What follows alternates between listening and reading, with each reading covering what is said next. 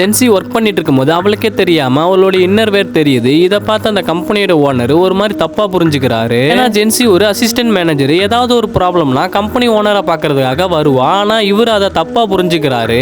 ஜென்சியும் company ஓனரும் ஒரு பெரிய project பத்தி பேச அவரோட கேபின்ல டிஸ்கஸ் பண்ணிட்டு இருக்காங்க. அந்த நேரம் தெரியாம ஜென்சியோட ஜெஸ்ட் எக்ஸ்ப்ளோர் ஆகுது. ஆனா இத கம்பெனியோட ஓனர் ஜென்சி நம்ம கிட்ட தனியா இருக்கும் போது வேற என்னமோ ட்ரை பண்ற அந்த மாதிரி புரிஞ்சுக்கிறாரு. அதுக்கப்புறம் ஸ்கிரிப்ட்ல இருக்கிற மாதிரி ஜென்சி ஷோல்டர்ல எந்த சைடு டேட்டோ போடணும்னு சொல்லிட்டு எக்ஸ்பிளைன் பண்ணிட்டு இருக்கா. அந்த நேரம் பார்த்து அவரு அவளை கிஸ் பண்ணிடுறாரு. ஆனா ஜென்சி சடனா சார் என்ன பண்றீங்கன்னு சொல்லி அங்கிருந்து எழுந்துடுறாரு. ஆனா அந்த கம்பெனியோட ஓனர் இதுக்காக தானே ட்ரை பண்ண, ஏன் எழுந்து போறேன்னு சொல்லி கேட்கிறாரு. சார் நீங்க தப்பா புரிஞ்சுக்கிட்டுன்னு நினைக்கிறேன், நான் எதுக்காகவும் ட்ரை பண்ணலன்னு சொல்லிட்டு அங்கிருந்து கிளம்பிடுறா. வீட்டுக்கு வந்து இவங்க அம்மா கிட்ட சொல்லி ஃபீல் பண்றா. ஜென்சியோட அம்மா இதெல்லாம் கேட்டோன்னா உடனே அவங்களுக்கு ஒரு பிளான் தோணுது. அந்த கம்பெனியோட லாயர்கிட்ட இதை பத்தி பேசணும்னு சொல்லி அங்க போயிடுறாங்க. ஜென்சியோட அம்மா நடந்ததெல்லாம் அந்த லாயருக்கு எக்ஸ்பிளைன் பண்ணிட்டு இருப்பாங்க. ஆனா ஆல்ரெடி அந்த லாயருக்கு இந்த விஷயம் தெரிஞ்சிருக்கும். ஆனா அவங்க இவங்க கிட்ட நாங்க ஒரு $10,000 அமௌண்ட் தரும், இந்த விஷயத்தை வெளியே சொல்லாம பாத்துக்கோங்க, ஏன்னா அது ஒரு பெரிய கம்பெனி, ஏதோ தெரியாம நடந்துச்சு அப்படின்னு சொல்றாங்க. ஜென்சி ஆனா இது புரிஞ்சுக்கிட்டு ஓகே சொல்லிடுறா. ஆனா ஜென்சியோட அம்மா அந்த ஓனரோட ஒய்ஃபுக்கு நடந்ததெல்லாம் ஒரு லெட்டரா எழுதி அனுப்பிச்சிடுறாங்க. இதெல்லாம் படிச்சு அந்த ஓனரோட ஒய்ஃபுக்கு என்ன பண்றதுன்னு தெரியாம ரொம்ப டென்ஷனா உட்காந்துட்டு இருக்காங்க. அதுக்கப்புறம் இவங்களோட குழந்தை அங்க குளிச்சிட்டு இருக்கு. என்ன நினைச்சாங்களோ தெரியல, திடீர்னு அவங்க குழந்தைய குளிப்பாட்டுற மாதிரி அங்கேயே கொன்னுடுறாங்க. இது எதுவுமே அந்த கம்பெனியோட ஓனருக்கு தெரியாது. அந்த குழந்தை கொன்னதுக்கு அப்புறம் இவங்களும் ஸ்லீப்பிங் டேப்லெட் எடுத்து சாப்பிட்டு அந்த இடத்துல இறந்தும் போயிடுறாங்க.